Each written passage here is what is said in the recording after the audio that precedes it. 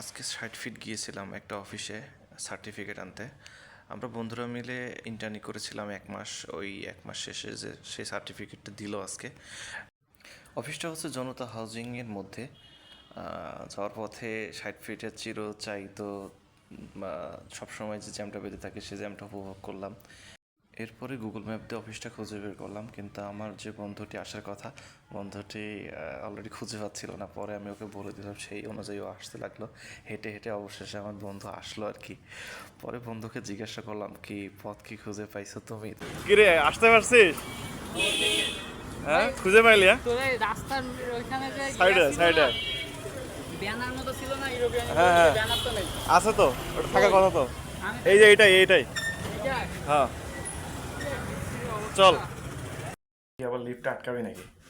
আমার বন্ধু আর আমি যেদিনই উঠি খালি লিফটে আটকাই যায়। দেখি আজকে আটকাই কিনা। আলহামদুলিল্লাহ তাহলে আমার বন্ধুর সাথে এর আগেও লিফটে আটকানোর অভ্যাস আছে আর কি। বন্ধু বললো আজকে আটকাইলে আলহামদুলিল্লাহ, সে খুব খুশি আর কি। তিনতলায় যাইতে বললো না, হ্যাঁ, 3 তলায় আসছি, বেরো।